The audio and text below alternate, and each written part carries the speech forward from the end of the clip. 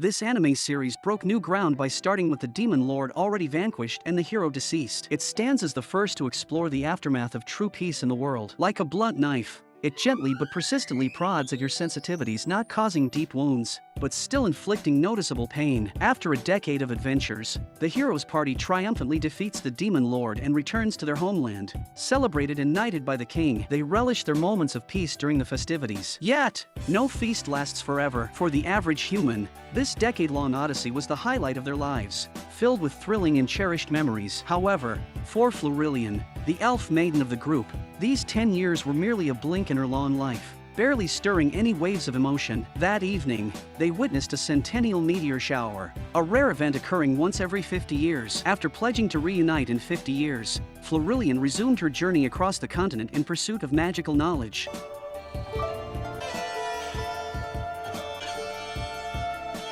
Time swiftly passed, and after another 50 years wandering the mortal realms, she returned to the royal capital where they had once said their goodbyes. The statues erected in their honor still stood in the city's heart, seemingly untouched by time. Yet, the reunion with her companions revealed the harsh truth of time's passage. The once vibrant and youthful heroes had aged considerably. The dashing hero had become a frail old man. The once jovial priest had transformed into a kind bishop, and the dwarf warrior, though longer lived, could no longer wield his axe with his former strength. They proceeded to the promised spot to watch the centennial meteor shower, reminiscing about their adventures along the way. The landscapes evoked memories of when everything felt fresh and exciting, always in the company of their comrades.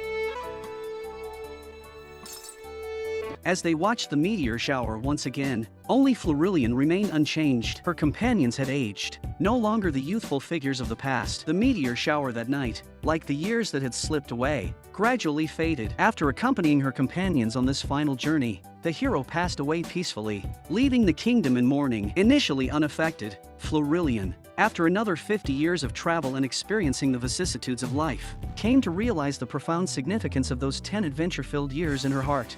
人間の寿命は短いって、なんてもっと思わなかったんだろう。頭撫でんなよ。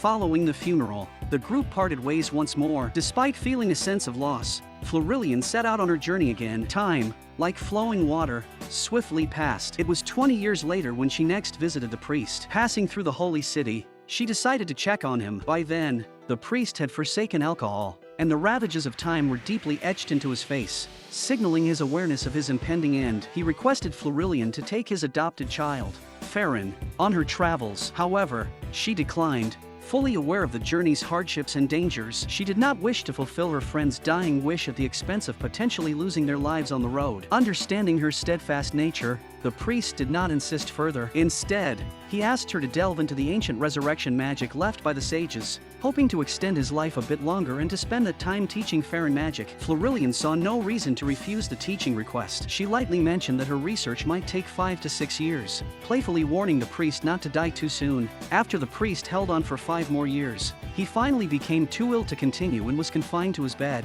Fully aware that his time was limited, he revisited a request he had made 5 years earlier. Frieren then realized that the eternal life magic she had been researching for the past 5 years didn't actually exist. It was merely a tactic by the priest to keep her occupied, aiming to ensure that during these 5 years, Frieren would grow into someone capable and independent, not a burden to Frieren on her travels. Frieren, through his own efforts, had indeed gained Friren's approval. Frieren's parents had perished in a human conflict for power. When they first met, the poor girl was on the brink of giving up on life. The priest thought that if his companion, the hero Zinmail, were there, he would undoubtedly save the girl, leading him to adopt her. Frieren's presence alleviated the priest's loneliness in his final days. フェルンを頼みましたよ。また格好をつけるのか、ハイター。フェルンはとっくに別れの準備はでき、お前が死ぬまでにやるべきことは、ここにしっかりと別れをなるべくたくさんの思い出を作ってやることだ。フリーレンはやはり優しい子です。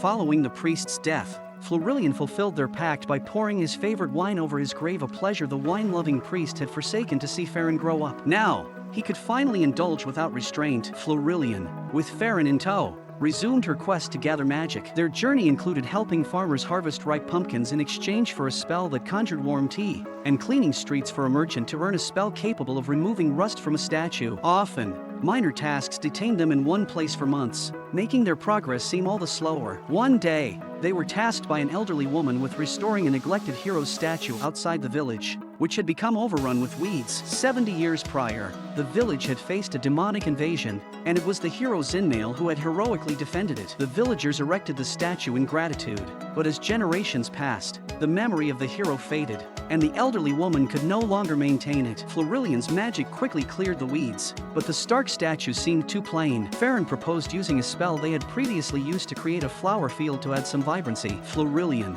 initially intending to plant a few flowers casually, recalled the hero Zinmail's wish to show her the saline grass flowers from his homeland. However, her magic was incapable of conjuring unseen flowers. Fortunately, the elderly woman mentioned that saline grass once flourished there but had since vanished, leaving it uncertain whether any remained deep within the forest. Thus, they decided to stay and methodically explore the forest until they found saline grass.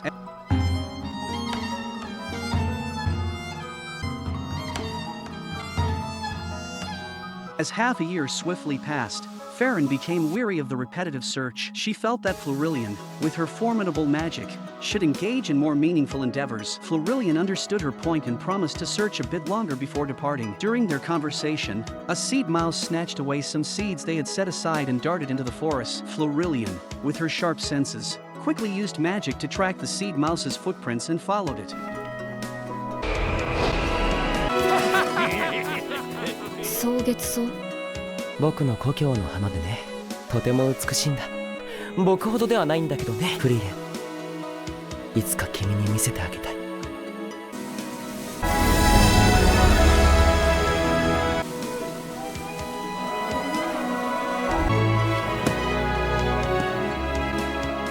遅くなったね、ヒンメル。 Florilian, accompanied by Frieren, returned to the village they had once defended alongside their old friends. Despite the passage of years, an elderly villager sitting at the village entrance immediately recognized her. Before Florilian could even start to inquire, the elder volunteered to guide them to the site where the demon was sealed. It was revealed that the hero, before his demise, made annual visits to check the integrity of the seal. The elder's mention of Florilian's pursuit. 悪かったね。でも村を見捨てるほど薄情では封印が解ける頃にはやってくる。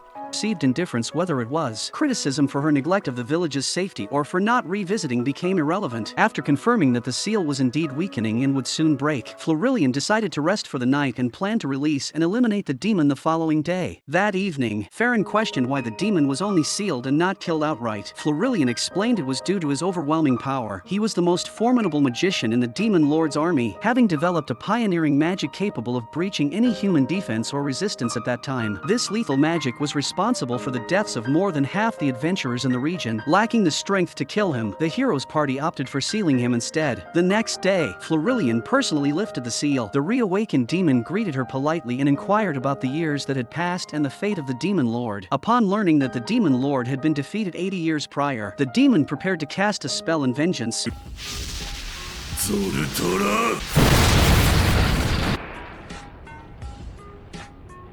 However, his confident attack was effortlessly blocked by Frieren, an apprentice magician. The seal hadn't weakened the demon's power. Rather, humans, with their ingenuity, had spent the 80 years analyzing and refining their defensive magic to counter the once dreaded lethal magic, rendering it now merely a standard attack. The demon, known as the strongest magician in the demon lord's army, quickly pinpointed the weakness in the complex defensive magic, its substantial energy consumption. Deciding to go all out, he unleashed a barrage of attacks, all of which Frieren skillfully blocked, thanks to the rigorous training Florilian had provided her in the preceding days. By predicting the trajectory of incoming attacks, Frieren could deploy targeted, small-scale defenses to neutralize them.